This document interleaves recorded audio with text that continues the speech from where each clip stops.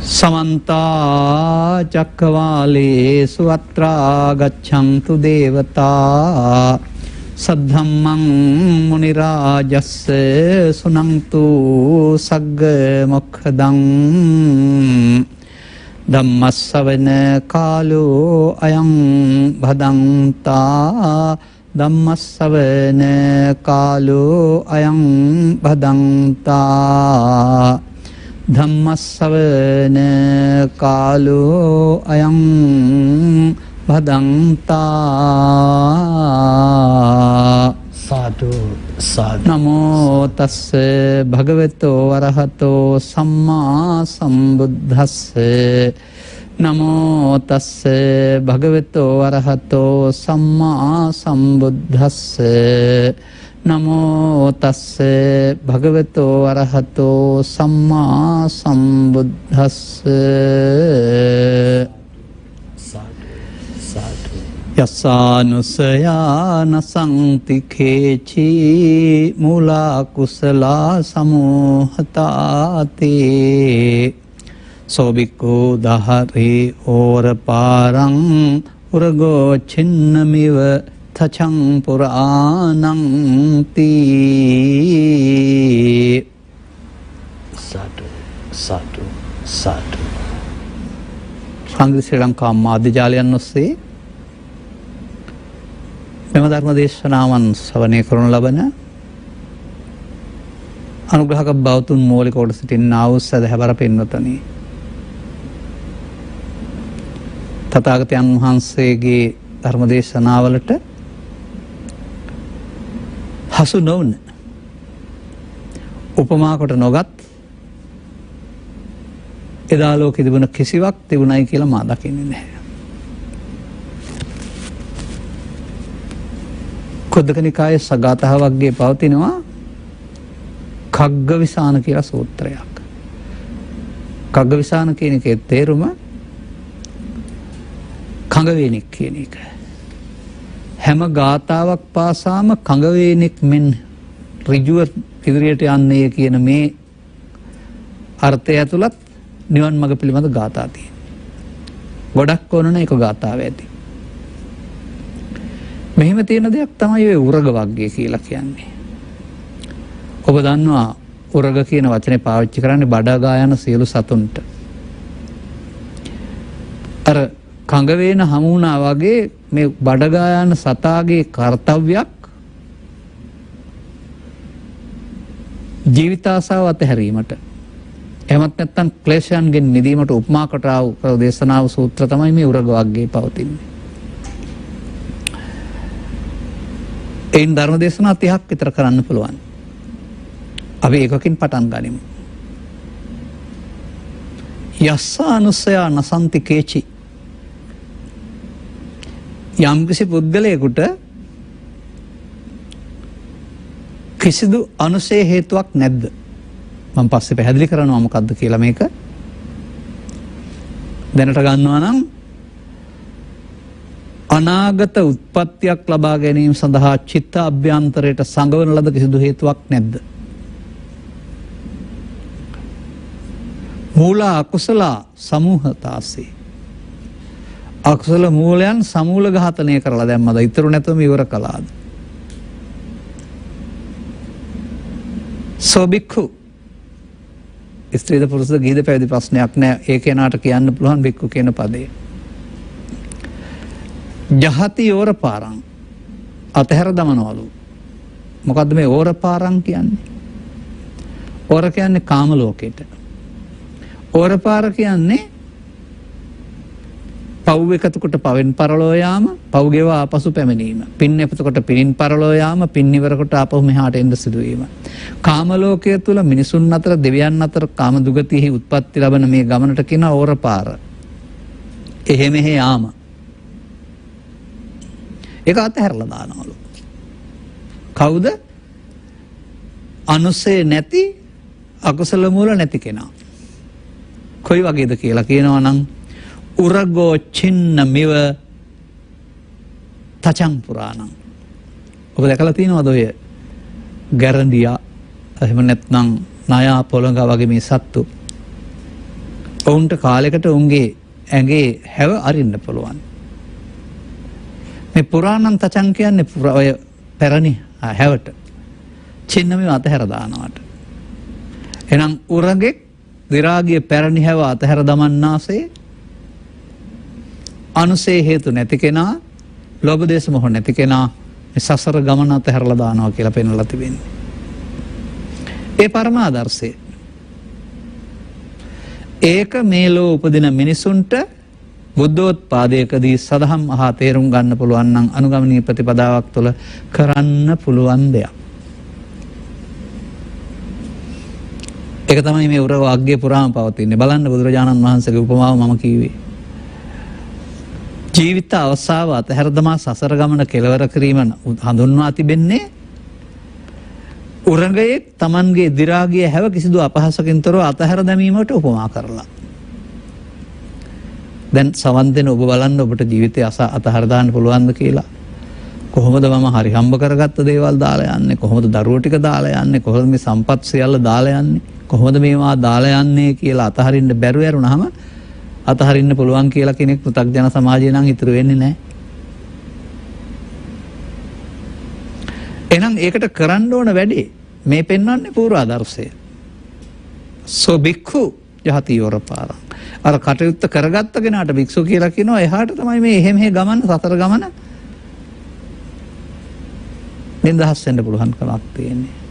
එහෙනම් පෘථග්ජන අයට මොනවද තියෙන්නේ? යස්ස අනුසය අත්ති. ඔහුට අනුසය තියෙනවා. අකුසල මූල අත්ති. එහෙනම් අනුසය නැති වෙන්න ඕන, අකුසල මූල නැති වෙන්න ඕන. මොනවද අනුසය කියන්නේ?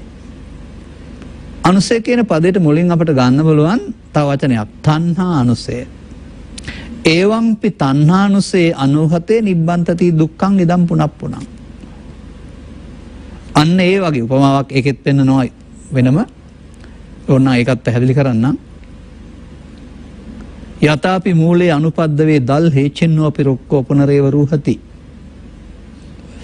යම් විටක උපද්‍රවයක් නැති මුලකට මුලක් උපද්‍රවයක් නැති විට ගහ කොතරම් මුලින් කැපුවත් අර මුලින් ආපහු දළු දන්නාසේ. තණ්හා අනුසය කියන එක ඉවර කරගත්තේ නැත්නම් සත්වයාට අපාය දිවි ලෝකේ බ්‍රහ්ම ලෝකේ තණ්හා අනුසය නිසා පුනප්පුනන් නැවත නැවතත් හටගන්න සිද්ධ වෙනවා. එහෙනම් මේ අනුසය තියන්නේ කොහෙන්ද? තණ්හා අනුසය කියන්නේ මොකද්ද? කොතනද තියෙන්නේ? තියෙන හැටි ඉගෙන ගත්තාම ඊට පස්සේ තමයි ඒක නසන්ති නැත්නම් ඇති නැති කරන්න පුළුවන් වෙන්නේ. අපි සිංහල භාෂාවෙන් යමු. ඔබ යම් කටයුත්තකදී කලකිරීමක්, රිදවා ගැනීමක්, බාර ගැනීමක්, තැවීමක් සිදු කරනවා වෙනවා ඔබට. එතකොට ඔබ කියන දෙයක් තමයි මේක මෙහෙම නිකන් අරින්න හොඳ නැහැ. ලේසියෙන් අරින්න හොඳ නැහැ. ප්‍රතික්‍රියා දක්වන්න ඕන. එහෙම කියලා ප්‍රතික්‍රියා දක්වන්න යන එක. මේ ප්‍රතික්‍රියා දක්වන්නට යන්නේ අපේ හිත ඇතුළට ගන්න හේතුවක් ඉතුරු වුණාම. අපි දැනගෙන කරන්නේ නැති වුණාට මේ හිතුරු ඉතුරු වෙනවා. දේශපාලන පොරපිටියේ පරාජයට පත් වුණු පුද්ගලයා ජයග්‍රහී පුද්ගලයාගෙන් තාඩන පීඩනයට ලක් වෙනවා. ඔහුට බලයක් නැති නිසා ඔහුට පොලිසියට ගියාට ඒ මොහොතේ මොකොත් කරන්න විදිහක් නැහැ. පොලිසිය බලයට වඩා දේශපාලන බලය බලවත් වෙනවා, පිළිගන්න වෙනවා. එනිසා ඔහු නිහඬ වෙනවා. හැබැයි නිහඬ වෙන්නේ මටත් වෙලාවක් ආවයිකෝ කියලා හිතාන. අපේ රටේ පෙරලි රණුව ගත් කල අවුරුදු 5කින් 7කින් නැත්නම් 12කින් 15කින් උඩු ඇටකුරු වෙනවා. එදාට පෙරදුණු පුද්ගලයා දිනුම් පුද්ගලයා පරාදයි. දැන් අර වෙලාවක් ආවා වයිකෝ හිතේ කියලා තිබුණ එක ආවා ක්‍රියාත්මක වුණා. මෙන්න මෙහෙම පස්සේ එන්න තියනවාට කියන නමක් තමයි අනුසය. අනුසය බෙදන්න පුළුවන් අපට රාගානුසය, දෝසානුසය, මෝහානුසය කියලා. අනුසය බෙදන්න පුළුවන් අපට රූප තණ්හා අනුසය, ශබ්ද තණ්හා අනුසය, ගන්ධ තණ්හා අනුසය, රස තණ්හා අනුසය, පොට්ටබ්බ තණ්හා අනුසය, ධම්ම තණ්හා අනුසය කියලා. එහෙනම් අනුසය ඉතුරු කරන එක අපි අතින් සිදුවන වැරැද්දක්. ඒකට තමයි බුදුරජාණන් වහන්සේ පමාව කියලා කිව්වේ. එහෙනම් ඔබ ජීවත් වෙන්න ගිහින් යහපත් පුරුෂයෙක් වශයෙන් ජීවත් වුණාට යහපත් පුරුෂයා තුලත් අයහපත් පුරුෂයා තුලත් යහපත්කමට වෙන විපාක තියේවි අයහපත්කමට වෙන විපාක තියේවි. අනුසය කියන මේ සසරට අසු වීම සසරට බැඳීම සංයෝජනය වීම කියන එක ජීවිතයට එක්වරක් නොව ඇසෙන් එක්වරක් නොව අරමුණක් පාසා සිදුවන දෙයක්. විසාකාවට තථාගතයන් වහන්සේ වදාළේ කුමක්ද? යේසංකෝ විසාකේ සතං ප්‍රියානි සතන්තේ සන්දුක්ඛානි. අන්න එයාට අනුසේ 100ක් තිබුණොත් දුක් 100ක් හට ගන්නවා. එයාට අන්තිමට පෙන්නනවා එකක්වත් නැතිව දුක් එකක්වත් නැහැ කියලා. එහෙනම් අනුසේ සංඛ්‍යාව ඉහළ යාම ධර්මයේ නොදන්නා පුද්ගලයාගේ පෘථග්ජන පුද්ගලයාගේ ජීවිතය සමග සිදුවෙන දෙයක්. මගේ දැසට මම දැකලා තියෙනවා මන්දබුද්ධික පුද්ගලෙක් කළු පාට ඇඳුමක් ඇඳගෙන පාරේ යන පුංචි බෑගයක් තමයි තිබුණේ කරේ. ඔහුගේ මන්දබුද්ධික භාවය නිසා තියෙන සපත්තු කෑලි, කඩදාසි කෑලි, කඩලොගොටු තේරම අහුර බෑග් එකට දාගන්න. අන්තිමට මා දකින්නකට ඔහුට කිලෝග්‍රෑම් 30ක් විතර බර විශාල බරක් කොන්ද නමාගෙන උසවගෙන යනවා දැක්කා. ඔහු රත්තරන් කියලා හිතනවා ඇති මානසික රෝගයක් නිසා. නමුත් අර එකින් එක බහාලීම තුළ නෙමෙයිද මේ පසුම්බිය බර වැඩි වුණේ. ජීවත් වෙන්න ගිහින් මේ චිත්තාභ්‍යන්තරයට අභ්‍යන්තරයට තියන්නා වූ කරුණ නිසා නෙවෙයිද ජීවිතේ දුක්සහගත වෙන්නේ කියන එක ඔබට තේරුම් ගන්න බැරිද? සරලව සංසුන්ව ගැටුමක් නැතුව ජීවත් වෙන දරුවා තරුණ වයසට මැදි වියට වයසට පත් වෙන විට නිරන්තරයෙන් හුස්සාගින් මැස්ස යන්න බැරි තරමට දේශයෙන් මොසපත් වෙන, ලෝභයෙන් මොසපත් වෙන, මෝහයෙන් මොසපත් වෙන, අවුලින් අවුලටපත් වෙන පිස්සෙක් බවට පත් වෙන්නේ ඇයි? එහෙනම් අපි මේ ජීවත් වෙනකොට කරන පරිහරණයේදී අපි අතින් සසරට අහු වෙන, සසරට බැඳෙන ප්‍රමාදයක් සිදු වෙන නිසා. එහෙනම් ඔබ තුල ඉගෙන ගන්න මේ ප්‍රමාදය කියන එක පවෙන් වැළකුණ පවණින් නතර වෙන්නේ නැහැ. පව තුලත් මේ ප්‍රමාදයේ තියෙන අනුසය වෙන ඊට වඩා හොඳයි. නමුත් ඒකෙත් තණ්හානුසය තියෙනවා. ඊට වඩා එහාට ගියා වූ ධානලාභියා තුලත් ධාන තණ්හානුසය තියෙනවා. යස්සානුසය යම්කිසි අනුසයක් නැද්ද? සූත්‍රයක් තියෙන අනුසය ප්‍රහාණ කියලා. එහෙනම් අනුසය නොතබා අවසන් කිරීමට අනුසය ප්‍රහාණ කියනවා. අන්න මේ ත්‍රිපිටකගත ධර්මදේශනාවල මිනිස්සුන්සේකුගේ මේ අනුසය සිදුවෙන ආකාරය මනවින් පෙන්වලා තිබෙනවා. පෙන්වලා තිබෙන්නේ ඔබ පුද්ගලයෙක් වශයෙන් විවරණය කරලා නෙවෙයි. ඔබ තුල සිදුවෙනා වූ සියුම් ක්‍රියාවක් විවරණය කරමින්. ඇත්තද බලන්න? ඔබ ඇසයි කනයි නාසයයි දිවයි කයයි කියන දොරවල් හයකින් යුක්තයි නේද? ඔබ කරන්නේ ජීවත් වෙනවා කියලා මේ හයෙන් එකක් අරමුණක් කරගෙන අරමුණත් එක්කලා කටයුතු කිරීම නේද?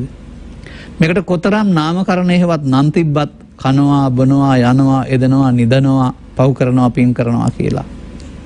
ඔය ඔක්කොම සබ්බ සූත්‍රයට යට. සබ්බ සූත්‍රයේ මොකද්ද පෙන්ලා තියෙන්නේ? අපි කරන සියල්ල උන්වහන්සේ දේශනා කරනවා. සබ්බං වෝ භික්ඛවේ දේසිස්සාමි. මානේ මම ඔබට සියල්ල දේශනා කරන්නට යන්නේ.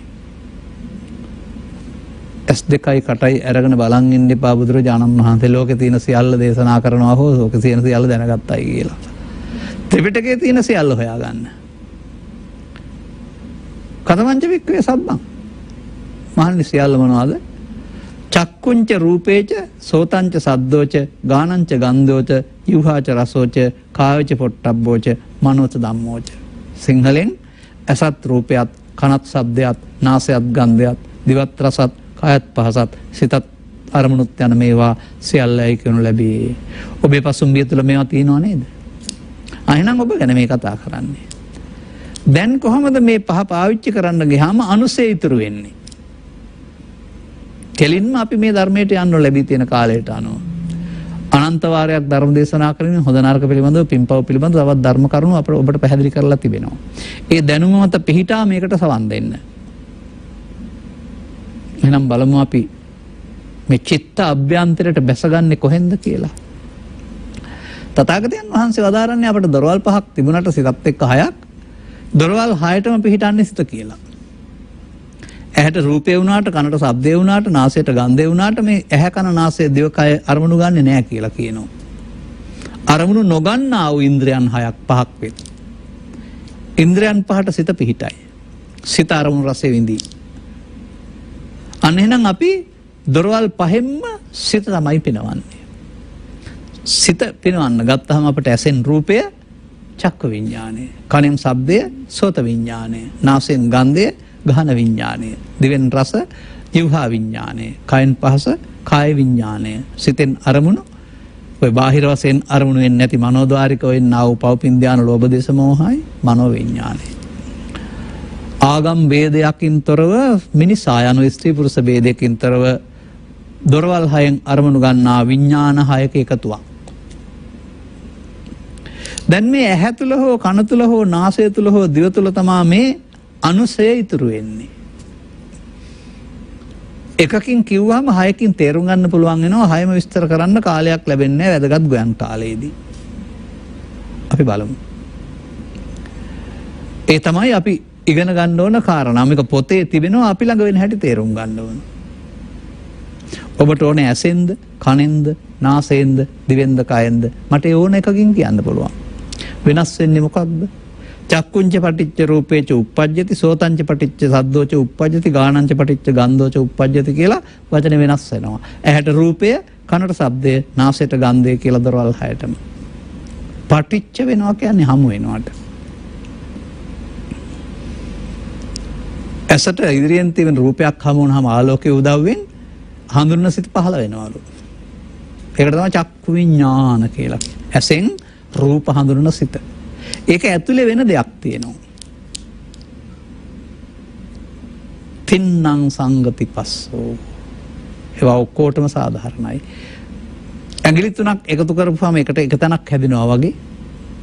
මෙන්න මේ කරුණු තුනක එකතුවට මේ චක්කු විඥානය තුල ස්පර්ශ කියන නම තියෙනවා. දැන් එහෙනම් මොකද්ද දැන් මේ හමු වෙන්නේ? රූපයක්.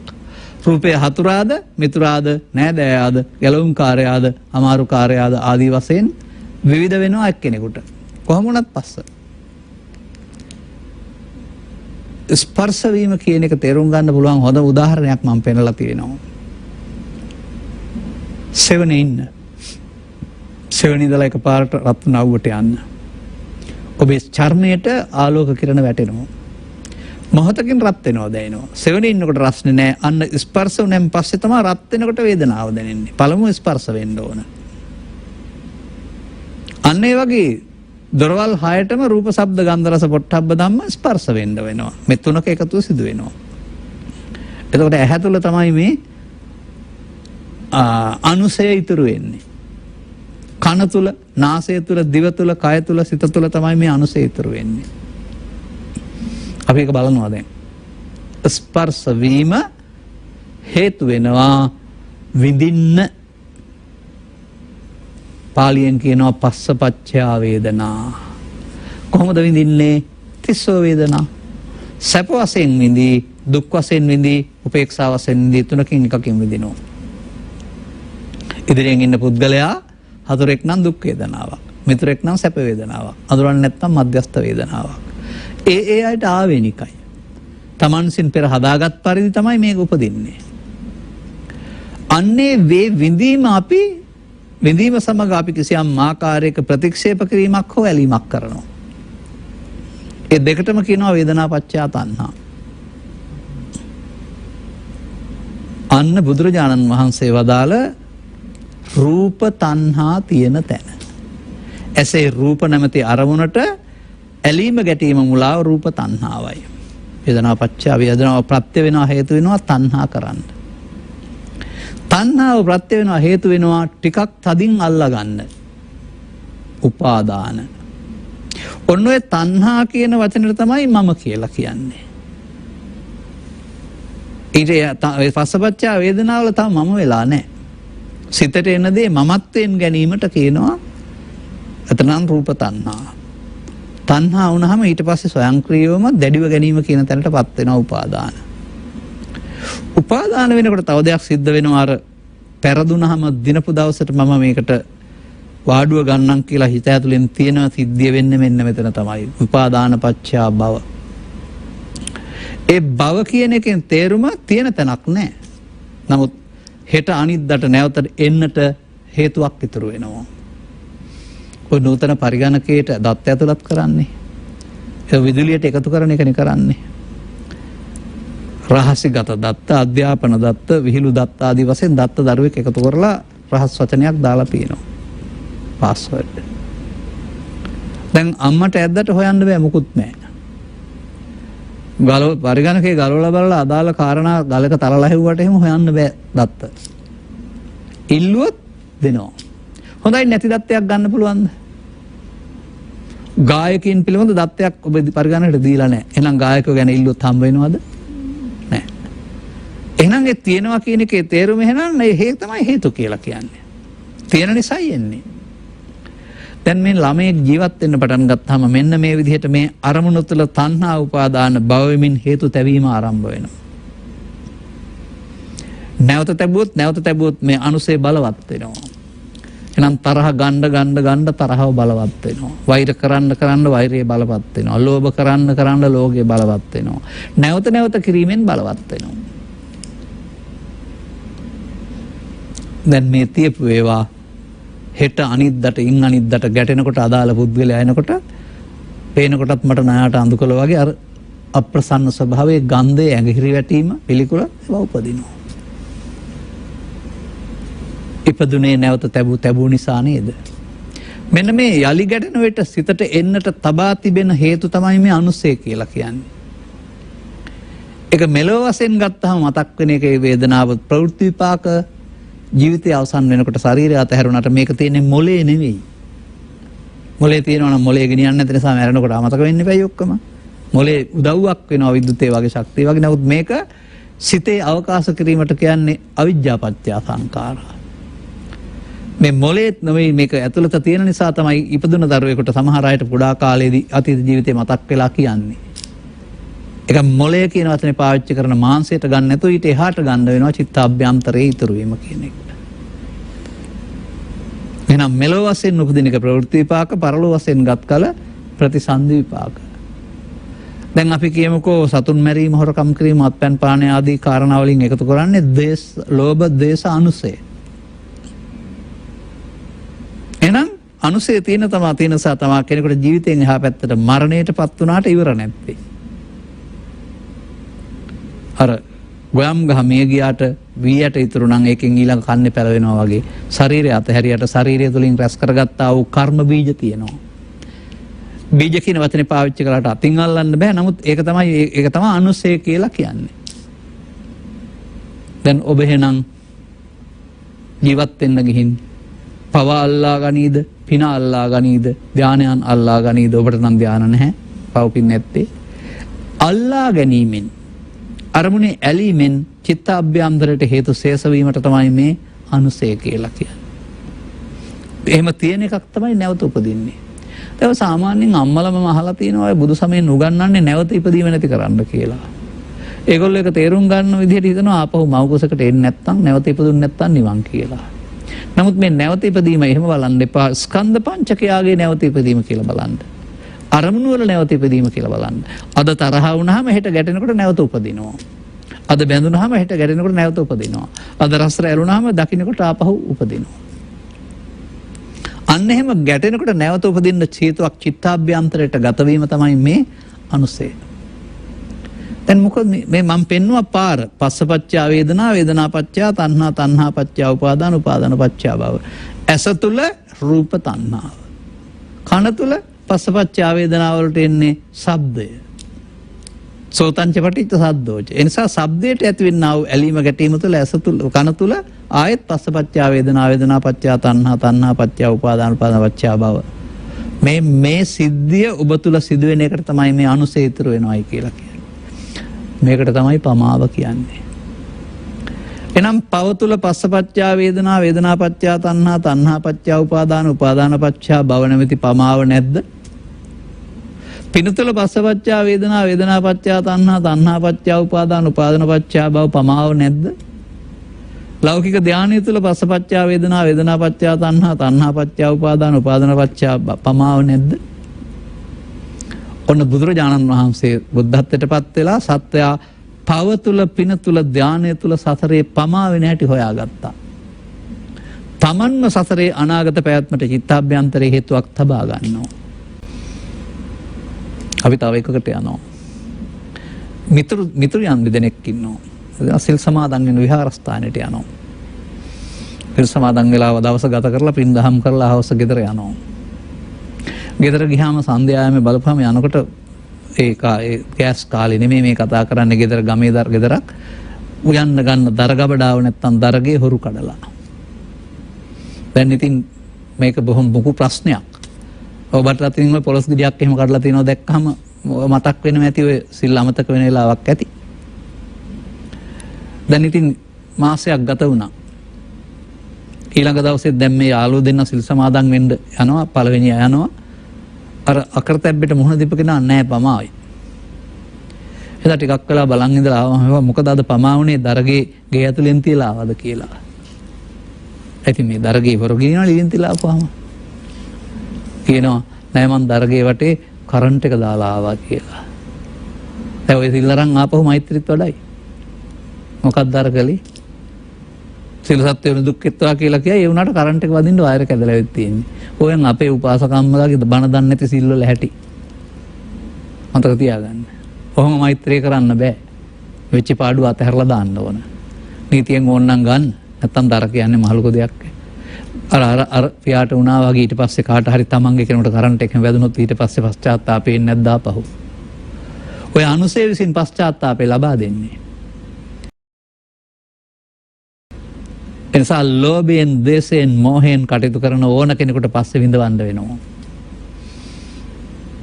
තව ඉතින් අත්දැකීම් ඔබට ඇති. මේ අතදී මම දැක්කා පුවත්පතක වාර්තාවක් තියෙනවා. ඔව් මේ මොකක්ද ඒකට කියන්නේ? කුකුළුන් ඝාතනය කරන කෙනෙක්. යනවා ගෙවල් වලින් අරගෙන පෙට්ටිය දාගෙන එනවා, තියෙනවා. ඕනේ වුණාම ගන්නවා බෙල්ලෙන් අල්ලලා උණු වතුර වක් කරලා පත්‍රික ගලවලා මස් කරලා විකුණනවා. ඔහුට මේ සතාගේ ඇඟට උණු වතුර වක් කරන එක විනෝදාංශයක්. ඉතින් මෙහෙම රස්සාව කරගෙන යනවා. හවස වැඩ ගෙදර එනකොට දවසක් ගෙදර ඇත්තේ නැත්තම් බිරින්ද ඔහුට නාන්න වතුර එකක් උණු කරලා තියෙනවා. ඉතින් මේ වැඩ ඉවර කළා වතුර එක උණු කරන්න ගියා. තෙන්න ගියා ගන්න මොකක් හරි වැරදිලා කකුල හැප්පිලා හරි මොනලා පෙරළුණා වුණා වතුර එක. පෙරවිලා වැටුනේ පපුවට ඇඟට. දැන් ඒතර කුකුල්ලෝ තැම්බිලා කෑ ගහනවා වගේ පෙනහැල්ල තැම්බිලා මරණයටපත් උනායි කියලා කියනවා. ආපහු ආවා නේද? කුකුල්ලුන්ට දීපු ගින්න ආපහු ආවා නේද? ඔන්න ඔහමයි මේ කර්ම විපාක ක්‍රියාත්මක වෙන්නේ. කවුරුවත් කරන්නේ නැහැ, ස්වයංක්‍රීයයි. ඒ නිසා අනුසයට තියන්න එපා, ආපහු වෙනවා. ඒක තමයි කර්ම විපාක කියලා කියන්නේ. අදක තබා ගන්න. ඒ නිසා පාප කර්මය තුලත් අනුසය තියෙනවා, පුණ්‍ය කර්මයක් තුලත් අනුසය තියෙනවා, ධාන කර්මය තුලත් අනුසය තියෙනවා. උපාදාන වෙන්නේ නම් පස්සපච්චා වේදනා, වේදනාපච්චා තණ්හා, තණ්හාපච්චා උපාදාන, උපාදානපච්චා භව. මමත්වෙන් ගැනීම ඔය තණ්හා කියලා කියන්නේ. මමත්වෙන් ගැනීමෙන් යලිහට ගැනීමට හේතු ඉතුරු වේ පාලියෙන් මඤ්ඤමානෝකෝ බික්ඛු බද්දෝ මාරස්ස. දැන් මේක කොච්චර කීවත් වැඩක් නැහැ. මේ පැවැත්මනේ කියන්නේ. දැන් භාවනාව කියලා දෙන්න ඕනේ. ගැලවෙන හැටි කියලා දෙන්න වෙනවා. ආපහු යන හැටි. මේක ඒ වුණාට බුදුන් වහන්සේ පැහැදිලි කරනවා සමාජයට. පරිහාන ධම්මං ඔබික්ඛවේ දේසිස්සාමි මේ කතාවෙන් පෙන්නනවා. අපරිහාන ධම්මං ඊට පස්සේ කියලා දෙනවා. තමාදෝ මච්චුනෝ පදම් මේක කියලා දෙන්නේ. ඊට පස්සේ ආපහු කියලා දෙනවා අපමාදෝ අමත පදම්. අන්නේ විදිහට මේක තියෙන්නේ ධර්ම න්‍යාය දෙකක්. පමාද ධර්ම න්‍යාය, පැවැත්මේ ධර්ම න්‍යායට මිනිස්සු අහු වෙලා ඉන්නවා. එයාට කියනවා පෘථග්ජන කියලා. එම් පෘථග්ජන භාවයේ තුල ඔක තේරුම් ගන්න බැරි නම් ඉතින් පවෙන් අතු මිදලා පුණ්‍ය මාර්ගයේ උපාදානයේ තුල භවගාමී වෙලා මිනිසුන් අතර දෙවියන් අතර උපදින එක අපිට ප්‍රතික්ෂේප කරන්න බෑ. පෘථග්ජන පුද්ගලයන් සඳහා සහ ආර්ය නොවන පුද්ගලයන් සඳහා. නමුත් මේ ගාථාවනේ මම තෝරන්නේ යස්සානුසයාන සම්තිකේචි. යම් මනුසයක් කිසි අනුසයක් නැද්ද? එනායක නැති කරන්න වෙනවා. මේ චිත්තාභ්‍යන්තරයේ තියෙන දේවල් තැබුවේ අපි මමත්වෙන් අරගෙන තණ්හා උපාදාන භව කියන මේ වචනෙන් ඇලීම තුල තැබුවේ. ඒ නිසා නැවත උපදිනවා. දැන් මොකද සම්මා වායාමයේ පෙන්වන්නේ? උපන්න කුසල් දුරු කරන්න වෙනවා, නූපන්න කුසල් නූපදින්න වෙනවා. නූපන් කුසල් උපදවන්න වෙනවා, උපන් කුසල් වැඩි දියුණු කරන්න වෙනවා. ඔය කුසල් කියන්නේ පින් නෙමේ. උපන්න කුසල් කියන්නේ මේ තණ්හානුසය පවතිනා වූ මුලාව. ඒක ඇවිදින් ඉවර වෙන්න ඕන. හැබැයි ආපහු එන්නේ තියපු නිසා. ඉස්සර තියපුවා තමයි අතීතේ බවට පත් වෙලා ආපහු වෙන්නේ. ඒව ඇවිදින් ඉවරන අතර නැවත නොතියා ඉවර කරන්න පුළුවන් නම් දෙපැත්තම හිස් වෙනවා. දැන් මේක මම මෙහෙමත් දකිනවා. යම් කිසි පුද්ගලෙක් බරපතල අකුසල කර්මයන් කළා අපාගත වෙනවා. දැන් විඳවනවා. විඳවලත් ඉවර වෙනවනේ. ඒ පාපේ ගෙවලා අනුසය වෙච්ච හරියෙන් තමයි ඇවිදින් ආපහු සොනකෙක් වෙලා නැත්නම් අංග විකල මන්ද බුද්ධික වෙලා උපදින්නේ කියලා පෙන්නන. එහෙනම් විඳීමෙන්නුත් ගෙවෙනවා. එහෙනම් ධර්මයේ තේරුම් ගත්ත පුද්ගලයාට රාග දේශ මොහයන් උපදිනකොට ඒක uppannam කාම විතක්කම්, uppannam ව්‍යාපාද විතක්කම්, uppannam විහිංසා විතක්කම් මේ තුන එනවා. හදාගත්ත වැරැද්දට. දැන් තමන්ගේ ප්‍රභූත්වයේ ගෞරවය අමතක කරලා මේවට වහල් වෙන එක තමයි මිනිසා තිරසන් වේවිදෝ කියන්නේ, පමාවේ කියලා කියන්නේ. ඊට පස්සේ අපි ලෝභයෙන්, ද්වේෂයෙන්, මෝහයෙන් මත්ව වචන පාවිච්චි කරනවා, අවියෝසවනවා, නැත්තම් බලය පාවිච්චි කරනවා. දේශපාලන බලය, අවි බලය, මුදල් බලය, වසවිස බලය, තව තියෙන ඕන බලයක් පාවිච්චි කරනවා. නමුත් මේ බලය පාවිච්චි කරන්නේ ආත්මාර්ථකාමී පු탁ජන පුද්ගලයා. එහෙමනම් මොකද වෙන්නේ එතකොට? යස්ස අනුසය යම් කිසි පුද්ගලයෙකුට රාගානුසය තිබේද, දේශානුසය තිබේද, මෝහානුසය තිබේද, පාපානුසය තිබේද, පුණ්‍යානුසය තිබේද, ධානානුසය තිබේද, ඒ අනුසයන්ගෙන් ඵල හට ගන්නවා. මේක තමයි හේතු තැබීම කියලා කියන්නේ. හේතුඵලනේ බුදුදහම. දැන් අපි මෙතෙක් කතා කළේ එහෙනම් මේ වැරදි පැත්ත. දැන් මේ කතා ගාථාවේ පෙන්වන පැත්තට එන්න මොකද වෙන්න ඕන? අනුසය ප්‍රහාණ වෙන්න ඕන. ලෝභ දේශ මොහ ප්‍රහාණ වෙන්න ඕන. හොඳයි, ප්‍රහාණ සංඥා උගන්වන්නේ කොහොමද ගිරිමානන්ද සූත්‍රයේ? ප්‍රහාණය කියන්නේ ඉතුරු නැතුව අවසන් කරනවාට. කතමානාචානන්ද ප්‍රහාණ සංඥා කොහොමද? uppannam කාම විතක්කම්, uppannam ව්‍යාපාද විතක්කම්, uppannam විහිංසා විතක්කම්. හටගත් හිතට හටගත් කාම විතර්කේවත් ලෝභය, ව්‍යාපාද විතර්කේවත් ද්වේෂය, විහිංසා විතර්කේවත් මෝහය. මගේ ආත්ම කොට අරගෙන ගහගන්න, මරාගන්න, කපාගන්න යනවා නම් එතකොට ඒකට කියන නම තමයි අදිවාසේති, ඉවසනවා, නප්පජහති, බැහැර කරන්නේ නැහැ, නවිනෝදේති, විශේෂයෙන් හික්මෙන්නේ නැහැ, අවසන් කරන්නේ නැහැ, නබ්‍යන්ති කරෝති, න අනභවං ගමේති, යලිත් හට ගන්නට හේතු නොතබා අවසන් කරන්නේ නැහැ. ඒක තමයි මිනිස්සයා කරන්නේ. බුදුබණ තේරෙන්නේ නැති පුද්ගලයා ජීවිතේදී කරන්නේ ඒක තමයි. ඒක තමයි සිදුවෙමින් පවතින දේ. දැන් පෙන්වන බුදුන් වහන්සේ සිදුවිය යුතු දේ. uppannam කාම විතක්කං නාදිවාසේති පජහති විනෝදේති බ්‍යන්ති කරෝති අනභවං ගමේති. මෙන්න අනුසය නසන්ති, තියන්නේ නැති හැටි. කාම විතර්කය ඉවසන්නේ නැහැ, හොඳයි සපයි සාන්තයි කියලා බාරගන්නේ නැහැ. ඊතා ඉක්මනින් ඉවත් වෙන්න කල්පනා කරනවා, පජහති, බැහැර කරනවා. මමත්වයෙන් නොගැනීමෙන් බැහැර කරනවා. ඔය පෙන්වන්නේ ඔය මේ විනෝදේති කියන එකේ තියෙන විශේෂයෙන් හික්මීම, තිලකුණු මගින් හික්මීම. ඒක හෙටට තබන්න නැතුව අවසන් කරනවා. බ්‍යන්ති කරෝති, හෙටට උපදින්නට හේතු තබා අවසන් කිරීම. අනභවං ගමති, යලිත් හට ගන්න නැති විදිහට අවසන් කරනවා. ඒකට කියනවා අනිත්‍ය කියලා. අනභවං ගමේති. දැන් මොකද වෙන්නේ? මෙන්න බුදුරජාණන් වහන්සේ මේ අපි විසින් වර්තමාන මොහොතේ සසරට ඇරෙන අවස්ථාව නොඇලී අවසන් කරන්නට අවශ්‍ය විදිහ පෙන්වලා තියෙන විදිහ. මෙන්න මේක තේරුම් ගත්ත පුද්ගලයෙකුට, පුද්ගලයෙක් වශයෙන් ජීවත් වුණාට ඔහු ජීවත් වෙන්නේ වර්තමාන අරමුණ තුළ. වර්තමාන අරමුණ ඔහු භාවිතා කරන්නේ ඇසෙන්, කනෙන්, නාසයෙන්, දිවෙන්, කයෙන්, සිතෙන් එකකින්. ඒ මොහොතේ තමන්ගේ පුරාණ කොටස එනවාද? ඒකට අහු වෙලා යනවාද? එහෙනම් ඔහුට සිහිය නැහැ. නමුත් උපදින්න ඕන, uppannam කියන්නේ තියෙන නිසා හට ගන්නවා. ඒ හටගත් එක නේද අනාගතයට පවත්තන්න නැතුව ඉවර කරන්න කියලා තියෙන්නේ. දැන් එතකොට කවුද සසරේ ඉස්සරහට යන්නේ? මම නැමැති කයද? මම නැති කකුල් දෙකද? නැහැ. ඒවා මෙහි දාලා යනවා. පාපයේ මම වීම, පින මම වීම, ධානයේ මම වීම, මමත්වයේ ප්‍රභේද තමයි කාම රූප අරූප වාර්තය කියන්නේ. නම් සසර ගමන නිමා කරන්න නම් ඔබ ඉතුරු වෙන්න ඕන බුදුරජාණන් වහන්සේ වදාළ සක්කාය දිට්ඨිය නම් වූ මම මරන්න ඕන. ඒක සියලු දසා ගැනීමක් හෝ මේ ඝාතන අපරාධයක් වෙන්නේ නැහැ. මේ මම මරණවට කියනවා කෙලෙස් නසනවා කියලා. ක්ලේශයන් ප්‍රහීන කිරීම කියලා. අන්න අපට මේ ගාථාව තුළ පෙන්වන්නේ ඒකයි. අපට මේවා කෙරෙහි බැඳුනෙන් පස්සේ මෙන්න මෙහෙම තත්ත්වයක් තියෙනවා. ඔබට මේවා කෙරෙහි බැඳුණු ලෝකයක් තියෙන්නේ. යථාර්ථයේ ජීවිත අවසානයේදී බාහිර සියලු සම්පත් සමග කය අතහැර යා යුතු බව. ඒ කොහොමද මේව දාලා යන්නේ කියලා අනුරාධුන වැළපුණාට ඇත්ත අතහරින්න වෙන එකනේ. හොඳයි මේවා මෙහෙ තියෙයි. සම්පත් දරුවන්ට උරුමයි මෙහෙ ලෝකේ තියෙයි. ඔබට මේ අතහරින්න බැරිකම මොකක්ද හදලා දෙන්නේ? පුනර්භවයක් සමග අපාගත ප්‍රතිසන්දියක්, ලෝභකමට, දේශකමට, තරහෙන් පරලෝකගත දේශයට ඔබට න්‍යාය හවත සිදු වෙන්නේ. පාතාල ලෝකේ රජුරු කෙනෙක් බවට පත් වෙලා තමන් මරන්න හදනකොට අනිත් අයට විරුද්ධව ඝාතනය කරගෙන ඉඳලා මේ යනවා. දැන් ආදරෙන්ද මේ යන්නේ වෛරයෙන්? මේගොල්ලෝ ජීවත් වෙයි තමන් ගලකින් ගොඩ එන්න බැරි තරමට සතෙක් වෙයි. ඒක වළක්වා ගන්න නේද මේ පෙන්වන්නේ? එහෙනම් අපට අර මුහුණ දෙන්න සිදුන යථාර්ථයේදී අතහරින්න බැරිකම වෙනකොට අතහරින්න පුළුවන්කමට අපි හදන්න වෙනවා.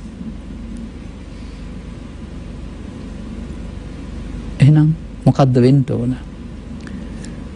ගොයම් ගහ මේ යන විට පැසුණු බී යටින් ඊළඟ කන්නේ පැල කරනවා වගේ මෙන්න මේ තණ්හා අනුසයට තබන්නා වූ අනුසේ හේතු තමයි සසරක් හදලා දෙන්නේ. බුදු සමයේ පුනර්භවයේ පෙන්වන්නේ මේ අනුසයෙන්. බුදු සමයෙන් පෙන්වන්නේ පුනර්භවයේ නැති කිරීම. එහෙනම් අනුසේ ප්‍රහාණ කරන්න ඕන. මැරිලා ප්‍රහාණ කරන්න බෑ. ජීවිත අවසානයේදී මම මැරෙනවා කියලා මරණ සතිය වඩලා ප්‍රහාණ කරන්න බෑ. ස්කන්ධ පහෙන් පහට මැරෙනවා කියලා දකින්න පුළුවන් නම්. මේ අනාගත හේතු ඉතුරු නොවි මරණ තත්ත්වයටපත් කරන්න පුළුවන් නම්. අන්න ඒක කරන්න ඕන දේ. අනේ කාරණාව තමයි මේ පෙන්වන්නේ. යස්ස අනුසයා. යම් කිසි පුද්ගලයෙක් මේ අනිත් පැත්තේ වචන ටික මම කියන්නම් දැන්. අර සිද්ධියමයි තින්නම් සංගති පස්සෝ. හැබැයි පස්සපච්චා වේදනා විතරයි. වේදනා පච්චා තණ්හා කියන වචනෙන් පෙන්වන්නේ ඒ තණ්හාව. ඇසේද කනේද නාසේද දිවේද කයේද. අශේෂ විරාග නිරෝධෝ. ශේෂ වෙන්නේ නැති වෙන්න උපාදාන නොවෙන්න ඒ පවතිනා වූ ඇල්ම අතහරින්න පුළුවන් නම් මමත්වෙන් ගැනීම. තණ්හා නිරෝධයෙන් උපාදාන නිරෝධය, උපාදාන නිරෝධයෙන් භව නිරෝධය. එහෙනම් තණ්හා නැහැ, උපාදාන නැහැ, භව නැහැ. දැන් එහෙනම් ජාති නැහැ. අරමුණෙන් අරමුණට. තණ්හා උපාදාන භව නම් ජාති. තණ්හා උපාදාන භව නම් අවිද්‍යා සංඛාරා. තණ්හා උපාදානව නැත්නම් විද්‍යා විමුක්ති. දැන් බුදුන් වෙත යනවා. දැන් පටිසෝතගාමි. ඔන්න භාවනාව. අර යස්සානුසයා නසන්ති කේති කියන තැනටපත් වෙන්නට අනුසේ හේතු අවසන් කිරීමේදී මූල අකුසල ලෝභ දේශ මොහ ලෝභක්ඛය දේශක්ඛය මොහක්ඛය වෙනවා. එහෙනම් ඊට පස්සේ අන්න සෝබික්ඛු ජහති ඒ පුද්ගලයාට පුළුවන්කමක් තියෙනවා මෙහෙන් එහාට යන්න හේතු දැන් නැහැ චිත්තාභ්‍යන්තරේ. මනෝලෝකයක් නැහැ කය අතහැරෙනකොට. එහෙනම් ඊට පස්සේ මොකද වෙන්නේ? උරගෝ චින්නමිව තචං පුරාණං. උරගයා කාලේ ආවා හැව පරණ වුණා. දැන් ඒක වැඩක් නැහැ. පහන්සිය ලේසියෙන් ගලවලා දානවා. සරියුත් උත්තමින් වහන්සේලා, මුගලන් උත්තමින් වහන්සේලා, ආර්ය පුද්ගලයන් වහන්සේලා ජීවිත අවසානයේදී මෙන්න මේ හැව ඇරියා අතහැරලා දැම්මා. මෑතදී හිටියා ಭಾರತೀಯ චින්තකෙක් ජිඩ්ඩු ක්‍රිෂ්ණමූර්ති කියලා. බුදු සමයට ආසන්න දහමක් දේශනා කළා. 80 වෙනි වේදි කාලෙදී රෝගයක් තිබෙනවා දැනගත්තම අක්මාවේ පිළිකාවක්. නිහඬව හිටිය ඇරුණාම අනේ මට මැරෙන්න ඕන කියලා අඬුවා කියලා නෑ. එතුමන්දත් කිසියම් ආකාරයකට දිනු සිහියක් තිබිච්ච කෙනෙක් වශයෙන් දකින්න. අන්න ඒ වගේ අපිට මේක හදන්න පුළුවන් වුණාම ඇත්ත අතහැරලා යන්න සිදුවෙන එක නම් අල්ලා ගැනීමෙන් භව ගමන හැදෙනවා. අල්ලා ගන්න නැත්නම් හිස්තැනකටපත් වෙන්නේ නැහැ. බුදුන් හමු වෙනවා අපිට. ඒ බුදුන් හැමදාමත් අපි එනතුරු බලන් ඉන්නවා. ගෞතම සාසනය තුළ උන්වහන්සේ හොයාගත්ත මේ බුදුන් හමු වෙන්නට පාරමී තියෙන්නේ. නිසා මේ ගාථා පදයේ තුල තියෙන අනුසේ ඉතුරු කිරීම සහ අනුසේ ප්‍රහාණය. ඔබටත් එහෙමනම් ජීවිතය අවසන් වෙනකොට මේ වර්තමාන මොහොත අනාගත ඵලයක් උපදින්න හේතු ඉතුරු කර අවසන් කරන්නා වූ සිද්ධිය සියුම්ම තේරුම් අරගෙන අනුගමනය කිරීම තුළින් ජීවිත අවසානයේදී උරගයා කරදරයකින් තොරව හැවාත හරින්නාසේ සසර දුකින් මිදීමට මෙම කරුණ පැහැදිලි කිරීම හේතු ආසනාව වේවායි කියන සුභාශිංසනයේ ප්‍රාර්ථනය කරමින් මම ධර්මානුශාසනාව මෙතකින් අවසන් කරනු ලබනවා. සාදු සාදු සාදු.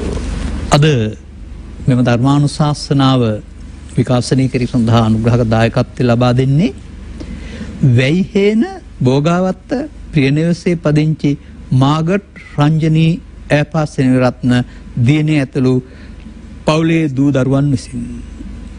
ඔවුන්ගේ ප්‍රාර්ථනා අතර 2018 වසරේ අප්‍රේල් මාස 16 වෙනි දින පරලොසපත්වන්නට දෙනා වූ දෝන ඇලිස් ජයනෙත්ති මෑණියන් ගෞරවයෙන් සිහිපත් කරන අතර අවශ්‍ය නම් පින් අනුමෝදන් කිරීම සඳහා පින් බලාපොරොත්තු වෙනවා නම් 1994 6 වෙනි මාස 28 වෙනි දින මියගිය දොන් සීමන් ඈපා සෙනවිරත්න ආදරණීය පියාණන්ටත් 2012 12 මාස 12 වන දින පරලෝසෙපත් මාළනී ඈපා සෙනවිරත්න සොයුරියටත් 2015 ජනවාරි මාස 4 වෙනි දින පරලෝසෙපත් වන්නට දෙනා වූ ලැන්ටි ඈපා සෙනවිරත්න සහෝදරයාටත් පාසල් වියේදී අකල් මරණයටපත් වුණා වූ ඩඩ්ලි ඈපා සෙනවිරත්න ඇතුළු දෙපාර්ශ්වයේ නමින් මිය සියලු දෙනා ගෞරවයෙන් සිහිපත් කරන අතර අනුස්මරණයක් වශයෙන් අවශ්‍ය පින් බලාපොරොත්තු කෙනෙක් ඇත්නම් ඒ හැම දිනාට පින් අනුමෝදන් කිරීම සඳහා මෙම අනුග්‍රහක දායකත්වය දරා තිබෙනවා.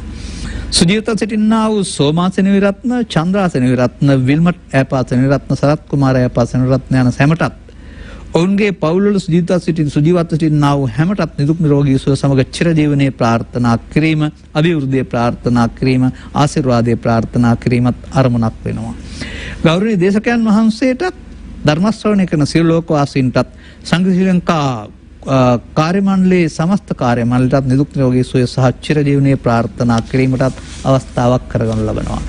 ධර්ම දේශනාව කරවා ගැනීමෙන් ධර්ම ශ්‍රවණයෙන් ජනිත කරගත්තා වූ සකල විධ ආනිසංස ධර්මයන් මත පිහිටා ඔබගේ නමින් නැසීමේ පරලෝකියා වූ මේ ඉහතින් සඳහන් නාමලයකට අදාළය සහ නම් වශයෙන් සඳහන් නොකළ හැමදෙනාව සිහිපත් කරගන්න ගෞරවයෙන් පින් කැමති කෙනාට අනුමෝදන් වීමේ හැකියාවක් ඇති ඔබ බලා සිටීවි. දැකගන්න ලබන සතුටට අනුමෝදනය කියනවා. අපි අනුමෝදන් කරන්නා වූ පින් අනුමෝදන් කරන ඒ ජීවිතය සැපවත් කරගනිත්වා. ඒ පිනින් නිවෙන් දකින්නේ ඒ ජීවිතයේ දුකින් අත මිදී සැපවත් වෙලා ඒ කර්ම ශක්තිය කෙලවර කරගෙන යලිත් බුද්ධෝත්පාදය තුළ මිනිසත් බවක් ලබා ගනිත්වා. ඒ ජීවිතවලදී ඔබත් ඉන්නවා නම් සංසාරයේ කැමති ඥාතිත්වකින් මුණ ගැසේවා. ඔයසේ නම් බුද්ධ ආදී මහෝත්තම කල්යාණ මිත්‍ර සේවනයන් ලබා ඉහත ගාථාවෙන් සඳහන් කළා වූ මේ කරුණ තේරුම් ගන්නට ලැබීම තුළින් ඔවුන්ටත් සකල දුක්ඛයන්ගේ නිමාවන්නා උතුම් නිර්වාණ සුවය මංපෙත් පියවර කරගන්නට මෙම පුණ්‍යානුමෝදනාව හේතු ආසනාව වේවායි සාදු කියලා ප්‍රාර්ථනා කරන්න. අනුග්‍රහක බෞද්ධුන් වශයෙන් කටයුතු කළා වූ ඔබ හැමටත් සුජීවත්ව වාසය කරන්නා වූ හැමදෙනාටත් ඔබ පැතු අනිකුත් හැමදෙනාටමත් මෙලොව වශයෙන් නිදුක් නිරෝගී භව සහ චිරජීවනයේ ලැබේවා. යනින ගමන් බිමන් රැකියා ආදී කටයුතු යහපත් අනාගත බලාපොරොත්තු සඵල වේවා. දරුවන්ගේ අධ්‍යාපන කටයුතු සාර්ථක වේවා. රෝග පීඩාවන් අවම වේවා, දුරු වේවා. පාප මිත්‍ර ආදී සෙවණයන්ගෙන් වෙන් වේවා. කල්යාණ මිත්‍ර සෙවණිය ලැබේවා. ත්‍රිලක්ෂණීය වැනි දහම් කරුණක අනුගමනීය ප්‍රතිපදාව වටහා ගන්නට ලැබීම තුළින් ඔබටත් සකල දුක්ඛයන්ගේ නිමාවන්නා උතුම් නිර්වාණ සුවයෙන් සැනසෙන්නට හේතු වාසනා වේවායි සාදු කියලා අදිෂ්ඨාන කරගන්න ප්‍රාර්ථනා කරගන්න අනුගමනය කරන්න. ආකාශට්ටා ච බුම්මට්ටා දේවා නාග මහිද්దికා පුඤ්ඤන්තං අනුමෝදිත්වා චිරං රක්ඛන්තු ත්වං සදා. සෑම දිනාටම තෙරුවන් සරණයි. සාදු සාදු සාදු.